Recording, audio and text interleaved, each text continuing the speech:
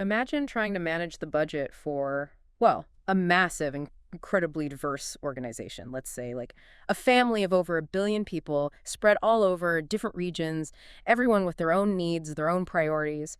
How on earth do you decide who gets what, make sure everyone's got enough to thrive, but also maybe recognize those doing well? It's a staggering challenge, really. And that picture you painted, that's pretty much what India deals with, at the national level. It's not just about handing out money. No, definitely not. It's about power dynamics. It's about trying to get balanced development across the board and just making sure basic services actually reach people everywhere, in every single corner of this huge country. That really is the crux of it. And today we're going to dig into the entity that tackles this massive job in India. It's fascinating and it's incredibly important, the Yeah. Indian Finance Commission. Absolutely vital. So, our mission here is to unpack what this commission actually is, how it does its job, and, the huge role it plays in shaping India's economy. We've looked at the Constitution, expert analyses, recent reports, trying to get you the full picture. Yeah, we'll get into the mechanics, the sort of nuts and bolts of fiscal federalism, the problems it runs into, and even quite surprising legal debate about its recommendations. Okay, so let's start right at the beginning. What is India's Finance Commission, fundamentally? Okay, so the Finance Commission people often just call it the FEACC. It's a constitutional body. It's right there in Article 280 of the Constitution. Ah, okay. And its main job, its core function, is to figure out the method, the formula for divvying up tax money. Divvying up how? Well, in two main ways. Mm. First, vertically. That's between the union government, the center, and all the individual states. Right. And then, horizontally, that's deciding how that state share gets split up among the states themselves. So it's like the national referee for the money, basically. But what's the big idea behind it? What are they actually trying to achieve? The driving principle is equitable distribution. That's the term they use. Think of it as trying to strike a really delicate balance. Okay. You want states to have enough freedom, enough autonomy to run their own shows, but you also need national coherence. The whole thing has to hold together. It's specifically set up to tackle imbalances. Imbalances. Yeah, both vertical ones. That's the sort of financial gap between what the center raises and what the states raise versus what they need to spend, and horizontal ones. Ah, the differences between the states themselves. Exactly. The built-in disparities between richer states, poorer states, states with different histories, different challenges. Got it. And how does this really crucial body actually get formed? Who's on it? All right, so the president of India sets up a new finance commission, typically every 5 years, or maybe sooner if needed. Okay. It's a 5-member body. There's a chairman, needs to have experience in public affairs, and then 4 other members. And these aren't just random picks, I assume. Yeah. No. They're chosen specifically for their expertise. People who are experts in finance, economics, law, maybe public administration, that kind of background. The very first one was set up way back in 1952. And the Constitution itself, Article 280, spells out its specific jobs. It does. Article 280, Clause 3. It says the Commission makes recommendations on, first, how to distribute the net proceeds of taxes, that's the shareable pool between the union and the states, and then how to allocate shares among the states. Okay, that's the core tax sharing. Yep. Second, the principles for giving out grants and aid to states. These are extra funds from the Consolidated Fund of India. Right. Third, measures to boost the resources for local governments, panchayats, municipalities. Important local level. Very. And finally, anything else the president asks them to look into, basically, in the interest of sound public finance. Okay, that gives us a solid foundation. So with that understanding of what the FC is, let's see how it works in practice. The 15th Finance Commission, its recommendations cover the period up to 2025-26. How did they handle that first split, the vertical one, union to states? Right, the 15th FC. They recommended that the state's overall share in that divisible pool of taxes should stay at 41%.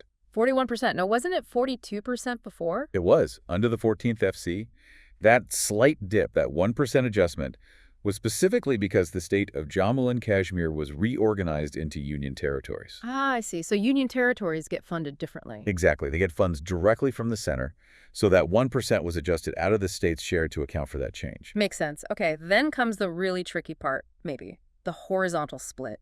How that 41% gets divided among all the diverse states. That must be where the arguments happen. Oh, absolutely. This is where the rubber meets the road for individual states.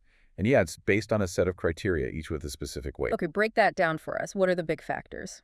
Well, the biggest chunk, 45%, goes to something called income distance. Income distance, what's that? It basically means states with lower per capita income states that are further away from the state with the highest income, the highest GSDP, to get a bigger share. So it's about equity, helping out the less well-off states. Precisely. It's a core principle, trying to level the playing field a bit, promote interstate equity, prevent those regional gaps from becoming too massive. Okay, 45% for income distance. What else? Then you have 15% based on population and another 15% based on area. Seems logical. More people, bigger area generally means you need more money for services. Right. Basic logic there. Then 12.5% was for demographic performance. Now, I remember this being controversial before. Something about southern states feeling penalized for controlling their populations. Sure, spot on. That was a major point of contention. So the 15th FC handled it, well, quite cleverly. Yeah. This demographic performance weight actually rewards states for essentially having lower fertility rates, better population control. How does it reward them? It's calculated using the reciprocal of the total fertility ratio. Lower ratio, higher score. But here's the crucial part.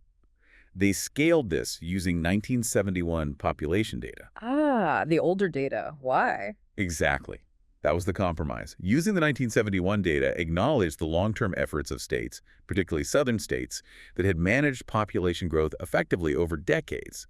It stopped them from being sort of penalized, based only on the more recent 2011 census figures. That sounds like a smart political fix, actually, balancing recent performance with historical context. It was seen as a pretty necessary adjustment, yeah. Then there's 10% weight given to forest and ecology. For preserving forests. Yeah, recognizing the contribution of states that maintain significant forest cover, the environmental service they provide, basically. Okay. And finally, a smaller slice, 2.5%, for tax and fiscal efforts. Rewarding states that manage their finances well? Kind of. Yeah. It rewards states that are better at collecting their own taxes relative to their economic capacity. So, yeah, it incentivizes efficiency in tax collection and sound fiscal management. So that's the formula for the tax share. But the commission does more than just taxes, right? You mentioned grants. Absolutely. Yeah. Beyond the tax devolution, they recommended specific grants. One major type is revenue deficit grants. For states that still can't make ends meet. Pretty much. Over the 5 years, it was about 3 trillion rupees allocated for this. It's a lifeline for states whose own revenues, even after getting their tax share, still fall short of their basic revenue spending needs. That's a lot of money. It is. Though, interestingly, the number of states qualifying for these grants was set to decrease over the 5 years, from 17 states in the first year down to just 6 by the final year, FY26. Suggesting states are expected to improve their finances. That's the idea, yes. Then there were also performance-based incentives. Ah, linking money to specific actions or outcomes. What areas did they focus on? They grouped them into 4 main themes. First, the social sector focusing on health and education. Key development areas. Definitely. Second, the rural economy. Think agriculture, maintaining rural roads. Yeah. Hugely important given, 2/3 of the population. 70% of the workforce are tied to it. Makes sense. Third was governance and administrative reforms. Things like improving the judiciary, statistics collection, helping out those aspirational districts that need extra focus. Okay. And the fourth? The fourth was the power sector. Now, this one was a bit different. It wasn't tied to direct grants, but states that undertook power sector reforms could get access to additional borrowing space. An indirect incentive, then. More flexibility if you reform. Exactly. What about the really local level? Panchayats, cities? Did they get specific grants? They did. The commission recommended substantial grants for municipal services and local bodies generally. And again, some were performance-linked. There were grants for incubating new cities, specific health grants for local government. For the big cities? Yeah, for cities with over 1 million people, there was the Million Plus Cities Challenge Fund. And here, 100% of the grants were tied to performance. 100%. What kind of performance? Specifically improving air quality and hitting benchmarks for drinking water supply, sanitation, solid waste management. So a very direct push for better urban environments and services in large cities. That's quite a comprehensive approach. Tax shares, deficit grants, performance incentives, local funding. So after all these transfers, the 41% share plus all the grants, how much does that leave for the union government itself? Does it cramp their style? Well, the commission calculated that all these transfers, devolution, and grants combined would amount to about 34% of the union's estimated gross revenue receipts over the period. So roughly a third goes to states in one form or another. Yeah. And the FCC's assessment was that this still leaves, quote, adequate fiscal space for the union government. Enough room for them to meet their own spending needs, national priorities, defense, infrastructure, all of that, while still supporting the states. Okay, so the system is designed to balance these needs. But, no system is perfect. The Finance Commission plays this huge role, but it's operating within India's fiscal federalism, which clearly has its own set of challenges, maybe even unintended consequences. What are some of the big ones? Well, first, it's crucial to remember, like we said, India just inherently has fiscal imbalances, both vertical, center versus states, and horizontal, state versus state. The FFC tries to manage these, but problems and criticisms definitely persist. Like what? What are people critical of? Well, take those performance-based incentives we talked about. Some critics argue they can actually backfire a bit. How so? The argument is they might discourage states from making their own independent decisions, tailored to their specific needs. If they're always chasing central incentive money, does it undermine their autonomy? Does it distort their own development spending priorities? It potentially erodes that cooperative spirit of federalism. I can see that tension. And we have heard specific states complaining about their share shrinking, haven't we? Oh, definitely. There's been a noticeable trend of declining state revenue shares, at least for some. You mentioned examples earlier. Karnataka saw its share drop quite a bit, from 4.71% down to 3.65% between the 14th and 15th commissions. Kerala also saw a drop from 2.5% to 1.92%. And that has real consequences. Absolutely. It directly restricts their ability to fund their own welfare schemes, development projects. And it's not just a couple of states. If you look broadly, the state's total share in the gross tax revenue collected by the center actually fell from around 35% back in 2015-16 to about 30% in 2023-24. So a shrinking piece of the overall pie for states, generally speaking. That seems to be the trend, yeah. Which leads to another issue. What is? Increased reliance on centrally sponsored schemes, or CSS. Schemes designed and largely funded by the center, but implemented by states. Exactly. States are spending more and more through these CSS routes, but the funding patterns often shift, maybe from the center covering 60% to only 50%, meaning states have to cough up more. Plus, the money often comes as tied grants. Tied grants, meaning strings attached. Yeah. Less flexibility for the state to decide exactly how to spend it, even if they're putting in more of their own money. It reduces their autonomy again. And what about states raising their own money? Borrowing, for instance. That's another major point of friction. The center puts a cap on how much states can borrow, usually around 3% of their state GDP. Which sounds reasonable, maybe, to control debt. On one hand, yes, but states argue it severely hinders their ability to fund big projects or respond to crises. You hear reports like Kerala claiming it was deprived of something like 57,400 crore in expected transfers and loan approvals in just one financial year, 2023-24. That shows the scale of the impact these restrictions can have. Wow. And then there's GST, the goods and services tax. It was supposed to simplify everything, create one nation, one tax. How has that worked out from the state's point of view? Well, it's been a mixed bag, to put it mildly. While it did simplify the indirect tax structure, many states faced significant revenue shortfalls after it was introduced. Estimates range from like 19% to 33% shortfalls for some. Was there supposed to be compensation for that? Yes, there was a compensation mechanism, but there were often delays in getting those payments, which caused real cash flow problems for states. And maybe more fundamentally, GST took away the state's power to set rates for most indirect taxes. That was a major source of their fiscal autonomy, now largely gone. So less control over their own revenue levers. Exactly. And adding to that is another trend, the center relying more on cesses and surcharges. What's the issue with those? The key thing about cesses and surcharges levied by the union government is that they don't have to be shared with the states. They stay entirely with the center. Unlike the main taxes, which go into the divisible pool. Right. And the share of these non-shareable cesses and surcharges in the center's total tax collection has grown significantly. It went from about 5.9% in 2015-16 to nearly 11%, 10.8% actually, by 2023-24. So that shrinks the pot available for sharing with states. Directly. It reduces the size of that divisible pool that the Finance Commission gets to allocate based on its formula. Again, making states more dependent on grants, which, as we said, often come with conditions. And, inevitably in a system like this, politics plays a role. There have been accusations, haven't there, about potential bias. Yes, that's certainly part of the political discourse. Now, we're just reporting what's been said here, but criticisms have been raised that sometimes there might be an emphasis on rewarding states that are let's say, politically aligned with the party ruling at the center. And the concern is? The concern expressed is that this could hamper genuinely equitable development, that states ruled by opposition parties might face more hurdles in accessing central funds or getting approvals. It highlights that complex mix of economics and politics in federal relations. Okay, so given all these challenges, the shrinking shares for some, the borrowing limits, the GST issues, the political concerns, it really leads to a huge question. What if a state feels the Finance Commission's recommendations are just fundamentally unfair or even economically damaging? Do they have any comeback? Can they, say, take the center or the commission to the Supreme Court?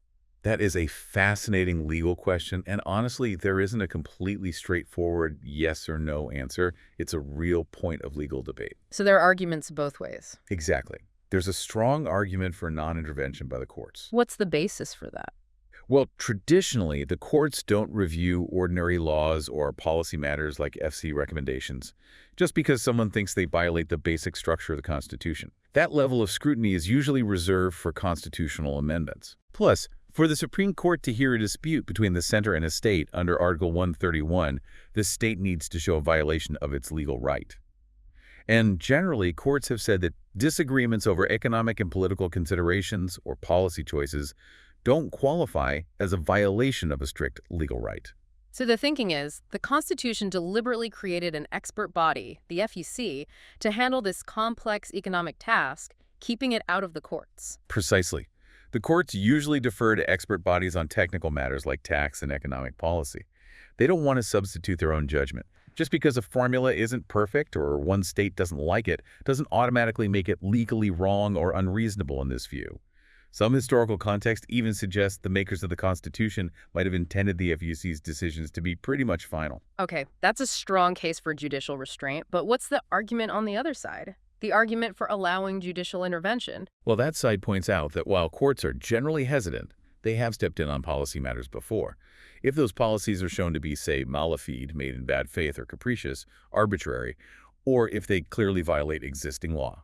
So it's not an absolute never. No.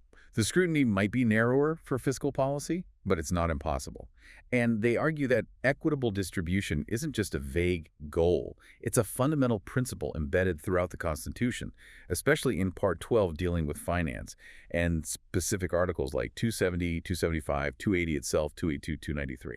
So if the FEC's recommendations were seen as completely ignoring this principle... Exactly. If a state could argue that the SE acted arbitrarily, completely unreasonably, or just showed substantial disregard for the state's actual needs, maybe violating basic principles of fairness or adequacy, then perhaps that could be framed as a violation of the state's equitable distribution right. And could that equitable right be considered a legal right under Article 131? That's the argument.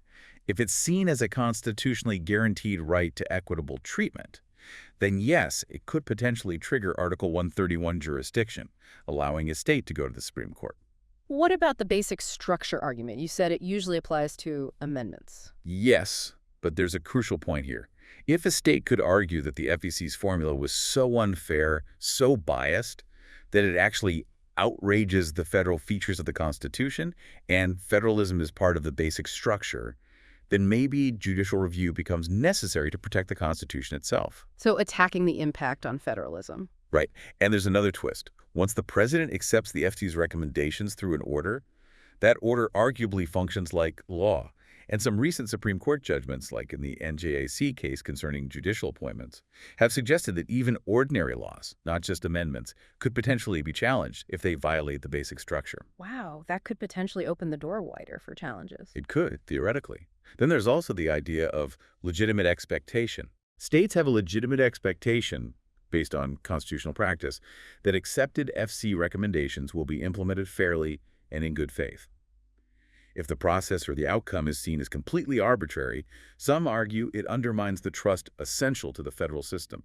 One expert called it potentially suicidal for federalism. So the courts might step in to prevent, unreasonable experimentation. That's a phrase used, yeah. Mm-hmm. If a policy, even an economic one, seems to violate clear constitutional obligations, or is fundamentally arbitrary, for instance, if a formula only used performance criteria and completely ignored basic needs, potentially devastating weaker states, the courts might feel compelled to intervene. It really is a fascinating legal tightrope. So, wrapping this all up, what's the big takeaway about India's Finance Commission and this whole system of fiscal federalism? I think the main takeaway is just how crucial and how incredibly complex the Finance Commission's job is. It truly is a cornerstone holding together the financial architecture of India's federal system. It has this immense task of balancing wildly diverse needs across a huge nation. Yeah, the scale is just mind-boggling. It is, and its recommendations, as we've seen, have massive real-world consequences for what states can actually do for development, for welfare, for everything. And this whole debate about whether courts can step in, it just underscores that delicate dance between economic policy making and fundamental constitutional principles like federalism and equity. It's not static. It's a system under constant pressure and likely constant evolution. A system designed for a huge, intricate, constantly changing country. And as you've heard, it's definitely not just about dry numbers on a spreadsheet. It involves power, fairness, development, really the essential fabric of a federal nation. So here's something to maybe mull over. In a country as incredibly vast and varied as India, how do you strike that perfect balance? How do you make sure that while you're encouraging progress, rewarding performance, you're also absolutely upholding that core idea of equitable support for all the states, especially those facing really deep-seated, unique challenges? What does fair actually look like on the ground in that kind of complex economic and political reality? That's a question I think that India will continue to grapple with for a long time to come.